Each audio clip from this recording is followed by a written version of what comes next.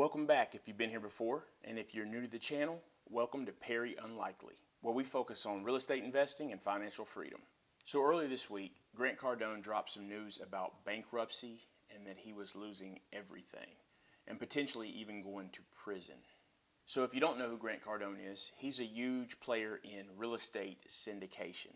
So real estate syndication is when a company like Cardone Capital pulls together the money from various investors, and then they go out and purchase multifamily real estate. And currently, Cardone Capital has approximately 8,000 units. So that is a ton of units, obviously, and a lot of investors involved over various multifamily properties. Grant Cardone, Mr. 10X himself, is known for being extremely flashy, and he is definitely a salesman. So when this news dropped about the bankruptcy, it comes as no surprise that plenty of people had something to say about it. Let's take a look while he drops this big bankruptcy bomb while streaming live. Now, on the rumors of my bankruptcy that is soon to happen, yes, it's true. Okay, I'm losing the plane, the condo, all the apartments, 8,000 units. Okay, all of it's going back to the bank. So if you guys want to get it before it goes back to the bank, call me. The Gulfstream 2017 Gulfstream 550, brand new. It's about 50 million. You could probably pick that thing up today for, I don't know, 6.5, $7 or $8 million bucks. Probably have somebody can probably buy that for nothing. Okay, Alex Martin, you could probably get it for $8 million. My condo down the street, you could probably pick that up for $2 or $3 million bucks today. The real estate, there's 8,000 units, $1.5 billion worth of real estate. 10 cents on the dollar. You could probably buy that for 10 cents on the dollar. Okay.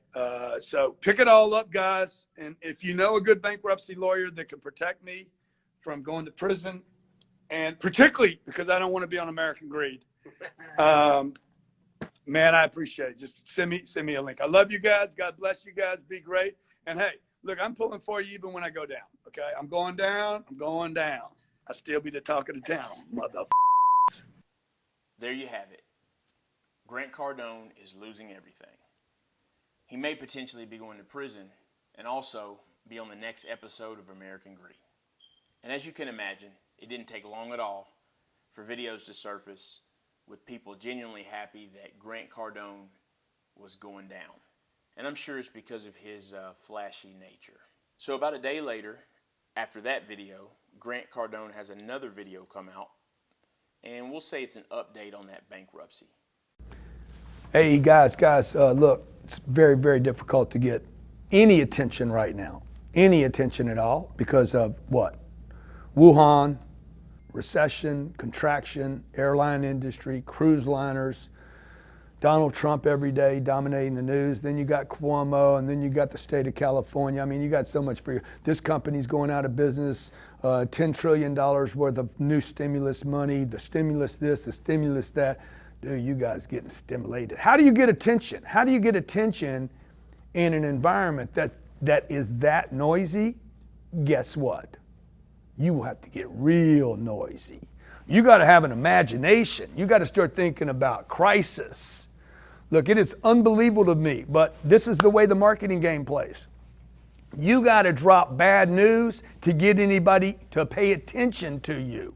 I mean, crazy news. Like, it needs to include like murders, bankruptcies, failings, people getting hurt, murders. Like it is just insane to me what it takes. Kevin Hart told me this, by the way, I'm shooting video right now for our 2,000 corporate clients and our millions, hundreds of thousands of entrepreneurs and millions of self-employed entrepreneurs that work from home that we help build their businesses. And I'm saying, look, remember what Kevin Hart told me as he sat on stage with me and said, Grant, bad news travels faster than good news. People pass it on. Doesn't matter how much good you do in the world. If you want to get people to talk about you, give them some bad news. And that's what I did yesterday. And a bunch of you fools went for it. I can't believe how many. I mean, I know the haters are going to go for it. They're always going to go for it. But I can't believe how many of you out there that know me have been in our offices that are investors with me. I can't believe how many of you out there went for it, okay? What happened to you, man? You had a moment of softness. Not really. Actually, what you had was a moment of negativity because there's so much negativity in the environment. Remember this. All my friends out there, remember this. Ball players, rappers, business owners, CEOs, investors with me, people that we work with, do business with. Look, you are getting affected by bad news. Don't think that you're above the bad news game, okay? Don't think that you're above the bad news game because you're not. So after seeing his second video, this basically ended up being a late April Fool's, or what I would say an attempt to make his haters eat crow. Now, as for my opinion on Grant Cardone, I believe Grant Cardone is a salesman. Most of what he does is obviously marketing his syndication so that investors invest with him. And also, he has books, he does conferences, so he is marketing. I do believe he has good information on multifamily real estate. I've watched a lot of his material over time, and he definitely knows what he's doing in the multifamily space. There's no doubt about that. I do believe his flashiness rubs some people the wrong way, and that is why people were eager to jump when they had the opportunity when he came out with the information about being bankrupt. I will say, as far as the information in the first video, to me, it seemed odd in the first place. You look at this whole pandemic and things that are going on, it really is too early at this point to get to the point of bankruptcy. Not to mention the fact that he holds so much real estate.